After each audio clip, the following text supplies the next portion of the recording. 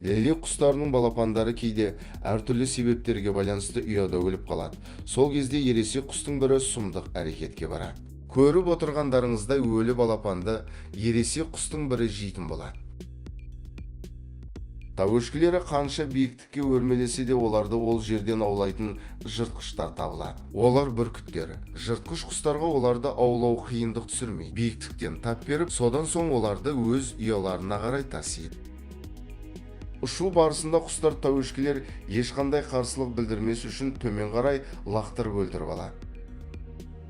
Бүркіт дәл осылай биіктікке өзінен шамамен 10 есе үлкен тәуешкіні көтереді. Бүріктердің орта салмағы 5 келі болса, тәуешкілердің салмағы 40 келіден 100 келіге дейін жетуі мүмкін.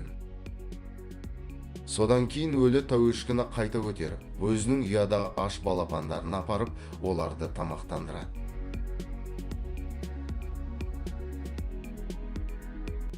Германияның ағашты жерлеріне аттанайық.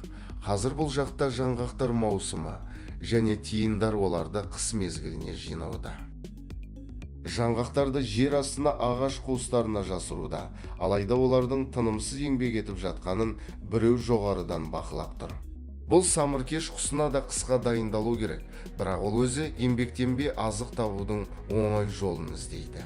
Бұл құс әлгі тиынның жасырған орындарын ақтарып, жинаған жаңғақтарын ұрлауға кіріседі.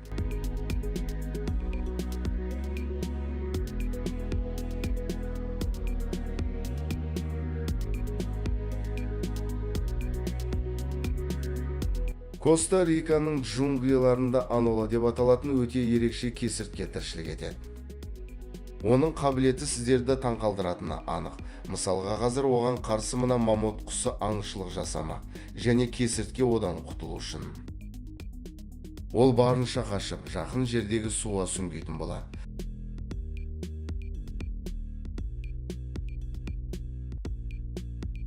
Бірақ мамот құсы да асықпайды. Ол кесірткені су астынан шыққанын күтуге дайын.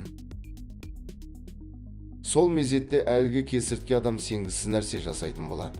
Ол су астында ұзақ уақыт бойы тыныс алу үшін ерекше терісінің арқасында тұмсығына осындай ауа толы шар орнатып алады. Кесіртке бұл қабілетінің арқасында 15-20 минуттай су астында жата алады. Осы уақыт ішінде ол жыртқыштан құтылып, әрі қарай өз тіршілігін жалғастырады. Жұлдыз құрттардың кейбір түрлері жауларынан қорғану үшін өздеріне ерекше үйшіктер жасап алады. Мысалға мына жұлдыз құртты келтірсек болады. Жібегінің көмегімен жапырақтарды байланыстырып бас киімге ұқсас етіп құрастырады. Бұл үйшігі өзімен бірге әрқашан қозғалып жүреді және оның үстіңгі бөлігінде артық заттарды шығарып тастайтын есігі де болады.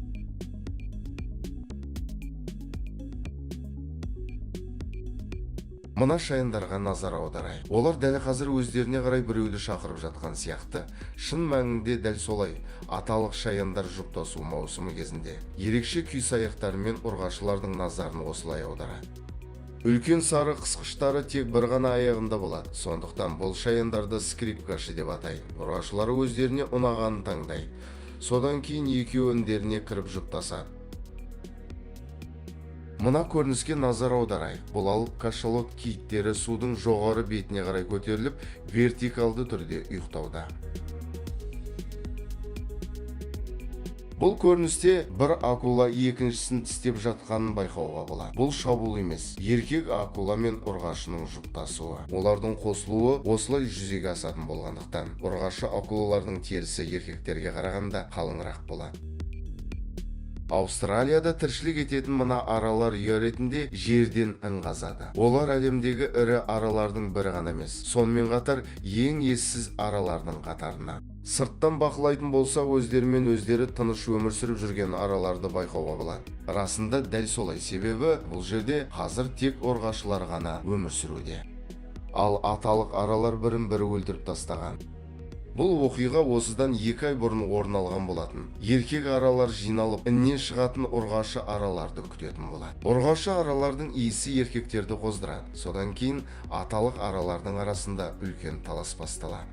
Ұрғашы ара өз інінен енді шыққан сәттен бастап өте қиын жағдайға тап болады. Оған өзінен екі есе үлкен бірнеше агрессивті аталық аралар жұптасу үшін жабысатын болады. Өкінішке орай бейшара ұрғашы араның басын жұлып алды. Дәл осылай аталық аралар ұрпақ қалдыру үшін бірін-бірі аяусыз өлтіретін болады. Бұл жер нағыз соғыс майданына айналды. Тек аман қалған ең мықты аталық аралар ғана жұптасып, өзінен ұрпақ қалдырылады. Бұл аралардың әр жұптасу маусымының соңы осындай жағдаймен аяқталады.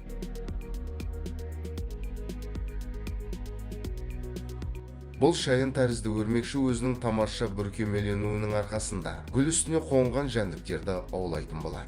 Әсіресе аралар осы өрмекші бар гүлге көп қонып, оның құрбанына айналады екен. Егер гүлге ультра күлгін сәулемен қарайтын болсақ, онда гүлдерден ақ түсті аймақтарды байқауға болады. Ақ түс аралардың ең жақсы көретін түстерінің бірі. Өрмекші де бұны жақсы пайдаланады. Ол гүлдегі сол аймақтарға әдейі жайғасады, және ол жер өрмекшінің түсімен байланысып, ақ түсті одан сайын жылтыратып көрсете бастайды. Бұны көрген аралар гүлге қонған сәтте өрмекшінің жеміне айналады.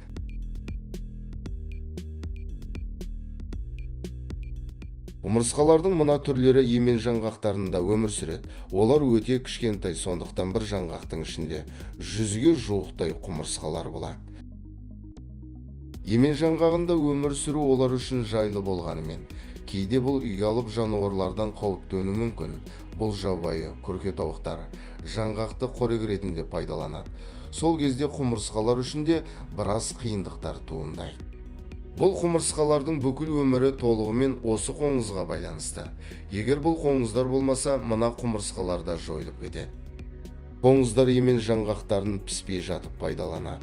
Олар жаңғақты ұзын үшкір тұмсықтарымен тесіп, содан кейін ол жерге өз жұмыртқасын салады.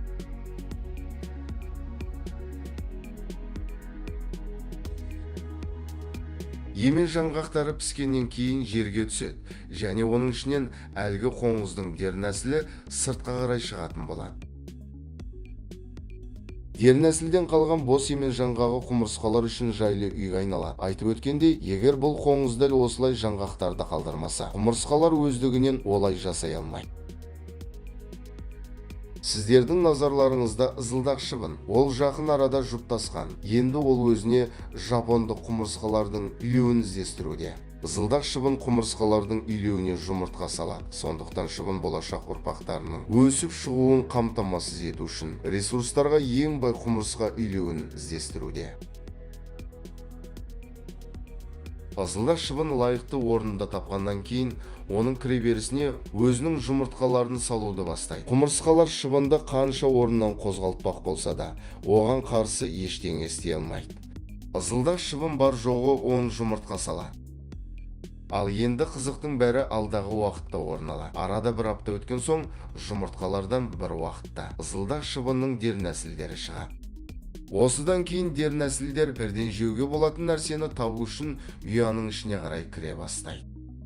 Жұмыртқадан енді шыққан дернәсілдер үшін ол жақ қауіпті. Оларды құмырсқалар бірден өлтіретін сияқты көрінгенімен, расында оның бәрі ойластырылған. Дернәсілдердің сыртқы беті қатты сауытпен қапталған. Құмырсқалар оларға ешқандай қауіп төндіре алмайды. Сонымен қатар, бұл дернәсілдер өздерінен құмырсқаның иісін шығарады. Осындай қабілеттерінің арқасында олар құмырсқалардың арасында жүріп, олардың ұрпақтарын өздеріне қорек ретінде пайдаланады.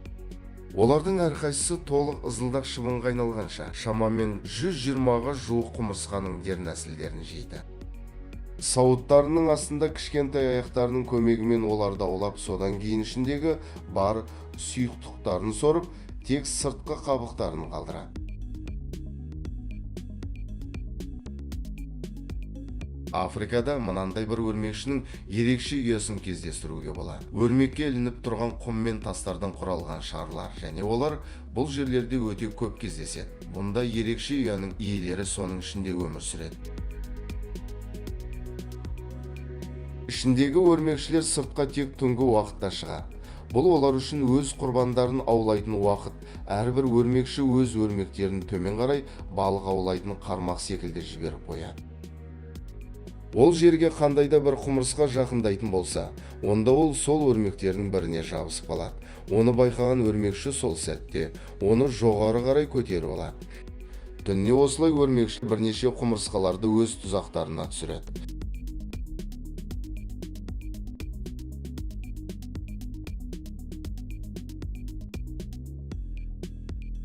Дәл осымен біздің видеода өз мәресіне жетті.